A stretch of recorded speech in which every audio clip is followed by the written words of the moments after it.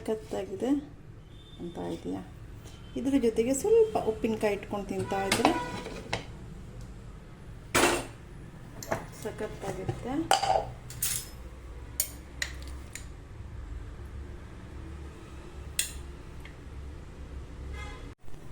Hi hello ಎಲ್ಲರಿಗೂ ನಮಸ್ಕಾರ.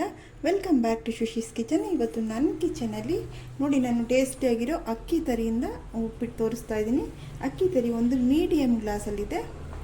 ನಂತರ ಇದಕ್ಕೆ ತರಕಾರಿಗಳೆಲ್ಲ ಇಟ್ಕೊಂಡಿದ್ದೀನಿ ನೋಡಿ. ಕ್ಯಾರೆಟ್ ಇದೆ, ಬೀನ್ಸ್ ಇದೆ, ಬಟಾಣಿ ಇದೆ, ಆಲೂಗೆಡ್ಡೆ ಇದೆ ಮತ್ತು ಟೊಮ್ಯಾಟೊ ಇದೆ. ಇದಕ್ಕೆ ಈರುಳ್ಳಿ, ಶುಂಠಿ, ಹಸಿಮೆಣಸಿನ್ಕಾಯಿ ಸೇರಿಸ್ತೀನಿ ಮತ್ತು ಕರಿಬೇವಿನ ಸೊಪ್ಪು, ಕೊತ್ತಂಬರಿ ಸೊಪ್ಪು, ತೆಂಗಿನ ತುರಿ ಇಟ್ಕೊಂಡಿದ್ದೀನಿ. ಇಷ್ಟು ಇಟ್ಕೊಂಡು ಟೇಸ್ಟಿಯಾಗಿರೋ ಅಕ್ಕಿ ತರಿ ಉಪ್ಪಿಟ್ಟು ಹೇಗೆ ಮಾಡೋದು ಅಂತ ನೋಡ್ಕೊಳ್ಳೋಣ. ಫಸ್ಟ್ ಇದನ್ನೆಲ್ಲ ಕಟ್ ಮಾಡ್ಕೋಬೇಕು. ಇದನ್ನೆಲ್ಲ ಫಸ್ಟು ಆಲೂಗೆಡ್ಡೆ ಸೇರಿಸ್ತಾ ಇದ್ದೀನಿ. ತರಕಾರಿನೆಲ್ಲ ಬೇಯಿಸ್ಕೊಳ್ಳೋಣ. ಆಲೂಗೆಡ್ಡೆ, ಕ್ಯಾರೆಟ್ ಸೇರಿಸ್ತಾ ಇದ್ದೀನಿ. ಸ್ವಲ್ಪ ದೊಡ್ಡದಾಗಿ ಕಟ್ ಮಾಡಿದ್ದೀನಿ. ಬೀನ್ಸ್ ಕೂಡ ಸೇರಿಸ್ಕೊತಾ ಇದ್ದೀನಿ. ಇದು ಫ್ರೋಝನ್ ಬಟಾಣಿ, ಅದನ್ನು ಸೇರಿಸ್ತಾ ಇದ್ದೀನಿ. ಇವಾಗ ಇಷ್ಟನ್ನು ಇಟ್ಟು ಸ್ಟವ್ ಆನ್ ಮಾಡೋಣ. ನೋಡಿ, ಸ್ಟವ್ ಆನ್ ಮಾಡ್ಕೊತಾ ಇದ್ದೀನಿ. ಇದು ಓಪನಲ್ಲೇ ಬೇಯಿಸ್ಕೊಳ್ಳೋಣ, ಕಲರ್ಫುಲ್ ಆಗಿರುತ್ತೆ. ಸ್ವಲ್ಪ ಸಾಲ್ಟ್ ಸೇರಿಸ್ತೀನಿ.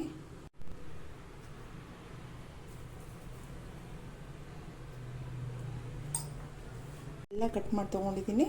ತರಕಾರಿ ಬೇಯ್ತಾ ಇದೆ. ಇವಾಗ ಇದನ್ನೆಲ್ಲ ಕಟ್ ಮಾಡ್ಕೊಂಡಿದ್ದೀನಿ. ಇವಾಗ ರವೆ ಹುರ್ಕೊಳ್ಳೋಣ. ನೋಡಿ, ರವೆಗೆ ಸ್ವಲ್ಪ ಆಯಿಲ್ ಹಾಕೋಬೇಕು.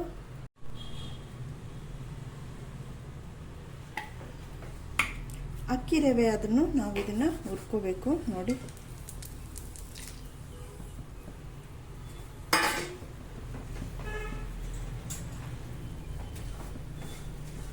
ಗಮ್ ಅಂತ ಹುರ್ಕೋಬೇಕು.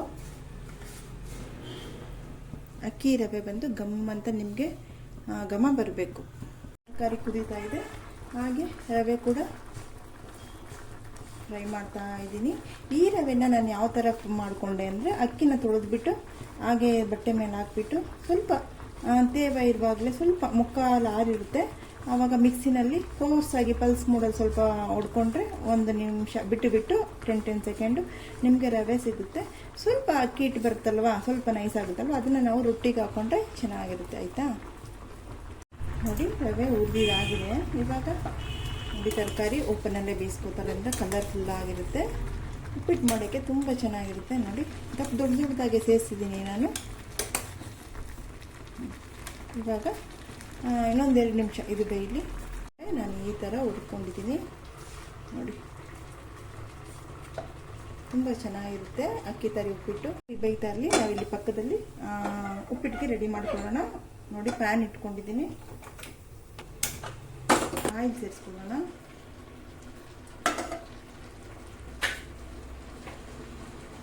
ಇವಾಗ ಕಾಯಿಲಿ ಎಣ್ಣೆ, ಸಾಸಿವೆ ಸೇರಿಸ್ಕೊಳ್ಳೋಣ. ನೋಡಿ, ಸಾಸಿವೆ ಸಿಡಿತಾ ಇದೆ. ಇವಾಗ ಕಡಲೆಬೇಳೆ ಸೇರಿಸ್ಕೊಳ್ಳೋಣ. ನಿಮ್ಗೆ ಎಷ್ಟು ಬೇಕು 1 ಸ್ಪೂನು 2 ಸ್ಪೂನು ಸೇರಿಸ್ಕೊಳ್ಳಿ. ಇಲ್ಲ ಇಷ್ಟಕ್ಕೆ ಅನುಸಾರವಾಗಿ. ಮತ್ತು ಸ್ವಲ್ಪ ಉದ್ದಿನಬೇಳೆ ಸೇರಿಸ್ಕೊತೀನಿ. ಕಡಲೆ ಬೀಜ ಬೇಕು ಅಂದರೆ ಕಡಲೆ ಬೀಜ ಕೂಡ ಸೇರಿಸ್ಕೋಬಹುದು.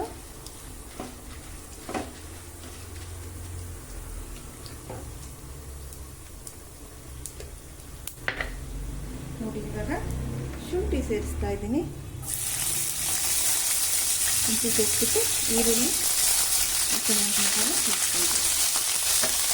ಸೊಪ್ಪು ಸೇರಿಸ್ಕೊಳ್ಳೋಣ.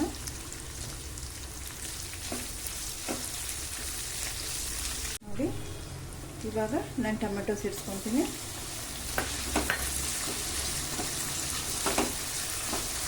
ತರಕಾರಿ ಆಫ್ ಮಾಡ್ಕೊಂಡಿದ್ದೇನೆ. ನೋಡಿ, ಬೆಂದಿದೆ ತರಕಾರಿ, ಆಫ್ ಮಾಡ್ಕೊಂಡ್ಬಿಟ್ಟೆ. ಟೊಮೆಟೊ ಸೇರಿಸ್ಕೊಂಡು ಸ್ವಲ್ಪ 1-2 ನಿಮಿಷ ಬಾಡಿಸ್ಕೊಳ್ಳೋಣ. ಅಲ್ಲಿ ರವೆ ಇದೆ.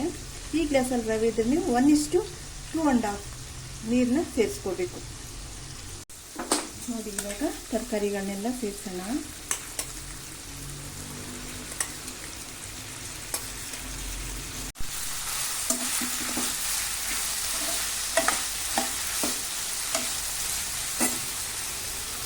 ಇವಾಗ ಫ್ರೈ ಆಗಿದೆ. ನಾನು 2.5 ಗ್ಲಾಸ್ ನೀರನ್ನ ಬೇಯಿಸಿದ ನೀರಲ್ಲೇ ಸೇರಿಸಿಟ್ಕೊಂಡಿದ್ದೀನಿ. ಸ್ವಲ್ಪ ಮಿಗಿಸ್ತೀನಿ, ನೋಡೋಣ ಹೇಗಾಗುತ್ತೆ ಅಂತ. 2.5 ಗ್ಲಾಸ್ನ ಸೇರಿಸ್ತಾ ಇಲ್ಲ. ಇಟ್ಕೊಂಡಿದ್ದೀನಿ. ಬಿಸಿ ಆಗಲಿಲ್ಲ ಹಾಗೇನೆ ನೋಡಿ. ಇದು ಕುದಿದ ತಕ್ಷಣ ಬಾಯ್ಲ್ ಆದ ತಕ್ಷಣ ನಾವು ರವೆನ ಸೇರಿಸೋಣ. ಅಕ್ಕಿ ತರಿನ ಚೆಕ್ ಮಾಡ್ಕೊಳ್ಳೋಣ. ಇವಾಗ ಉಪ್ಪು ಬೇಕು.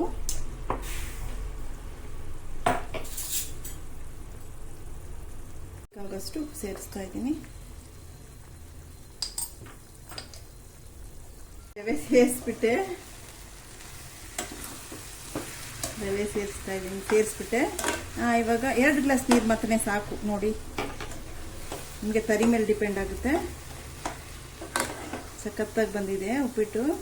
ಇವಾಗ ಸ್ವಲ್ಪ ಹೊತ್ತು ಮುಚ್ಚಿಟ್ಬಿಡೋಣ. ರವೆ ಹಾಕುವಾಗ ನಾನು ಕ್ಯಾಮ್ರಾ ಆನ್ ಮಾಡಿಲ್ಲ. ಉಪ್ಪಿಟ್ಟು ರೆಡಿಯಾಗಿದೆ. ಇವಾಗ ಲಾಸ್ಟ್ ತೆಂಗಿನ ತುರಿ,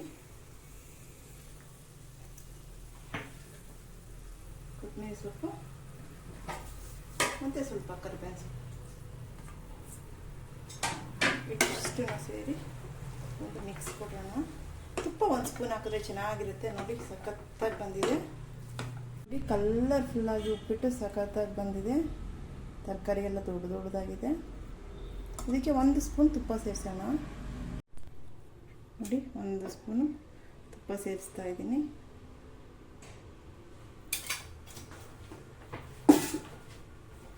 ಉಪ್ಪಿಟ್ಟು ರೆಡಿ ಇದೆ ನೋಡಿ. ಸಖತ್ತಾಗಿದೆ. ತಟ್ಟೆನಲ್ಲಿ ಇಟ್ಟು ತೋರಿಸ್ತೀನಿ ಇವಾಗ ನೋಡಿ.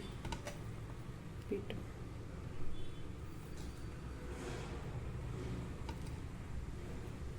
ತರಕಾರಿ ಎಲ್ಲ ದೊಡ್ಡದಾಗಿ ಹಾಕಿದ್ದೀನಿ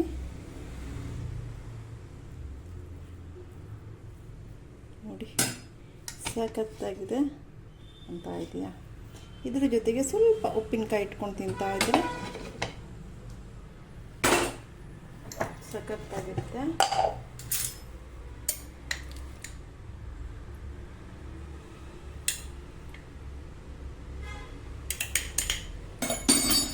ಕೂಡ ಹಾಕೊಂಡು ಬಂದೆ.